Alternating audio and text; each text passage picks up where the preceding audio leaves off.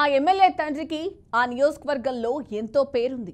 అందుకే ఆయన ఎమ్మెల్యేగా 5 సార్లు వరుస విజయాలు అందుకున్నారు. అయితే తండ్రి మరణంతో వారసత్వంగా రాజకీయాల్లోకి వచ్చి ఎమ్మెల్యేగా గెలుపొందారు. దీంతో ప్రజా సంబంధాలతో పాటు నియోజకవర్గాన్ని అభివృద్ధి చేయడంలో తండ్రిని మించిన తనయుడవుతాడని అనుకున్నారు.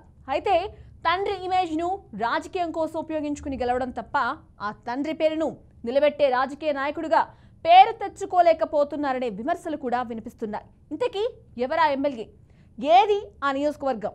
Let's watch the story.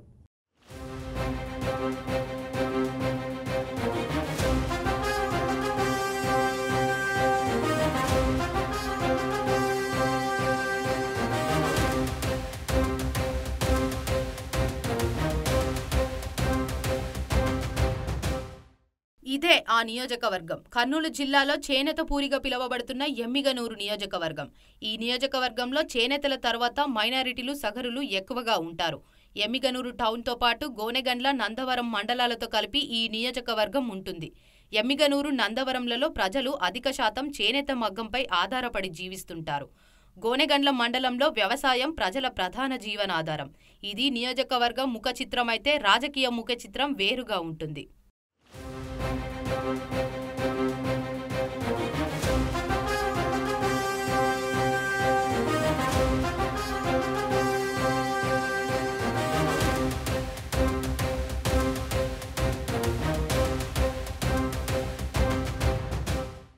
Emmiganur నియోజకవర్గంగా ఏర్పడిన తర్వాత మొట్టమొదటగా 1955 సంవత్సరంలో ఎన్నికలు జరిగాయి. అప్పటి నుండి ఇప్పటి వరకు కాంగ్రెస్ 7 సార్లు, టీడీపీ 6 సార్లు గెలుపొందగా ఒకసారి స్వాతంత్ర అభ్యర్థి గెలిచారు.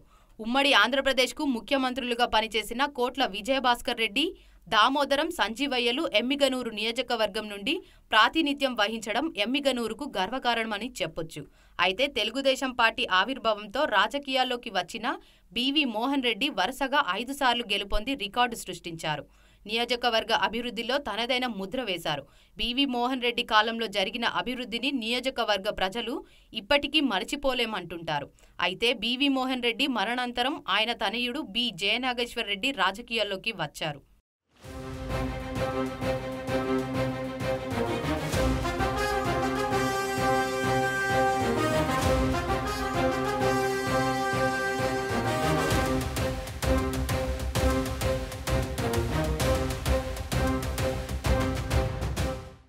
కర్నూలు జిల్లా కల్లూరు మండలం ఉల్లిందకొండకు చెందిన బి జయనాగేశ్వర్ రెడ్డి వారసత్వంగా రాజకీయాల్లోకి వచ్చారు.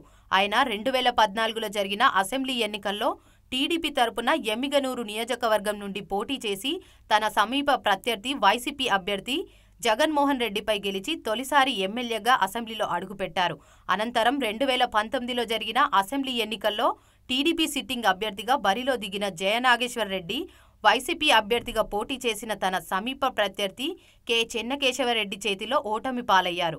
ఇక గత ఏడాది జరిగిన ఎన్నికలలో ఎమ్మిగనూరు నుండి టీడీపీ అభ్యర్థిగా పోటీ చేసిన జయనాగేశ్వర్ రెడ్డి ఘన విజయం సాధించి రెండోసారి ఎమ్మెల్యేగా ఎన్నికయ్యారు.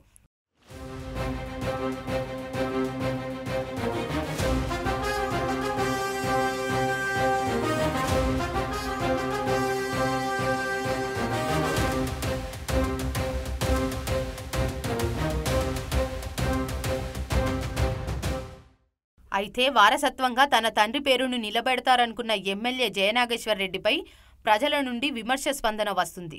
ఎన్నికలకు ముందు ఎన్నో హామీలు ఇచ్చిన ఆయన ఎన్నికల తర్వాత పట్టించుకోవడం లేదనే విమర్శలు వినిపిస్తున్నాయి. తండ్రి వారసత్వంతో రాజకీయాల్లోకి వచ్చిన ఆయన ప్రజా సంబంధాలతో పాటు నియోజకవర్గాన్ని అభివృద్ధి చేయడంలో విఫలమయ్యారనే టాక్ వినిపిస్తుంది. తండ్రిని మించిన తనయుడవుతాడనుకుంటే తండ్రి ఇమేజ్ను రాజకీయం కోసం ఉపయోగించుకొని గెలవడం తప్ప తండ్రి పేరును నిలబెట్టే రాజకీయ నాయకుడిగా పేరు తెచ్చుకోలేకపోతున్నారని విమర్శలు వినిపిస్తున్నాయి.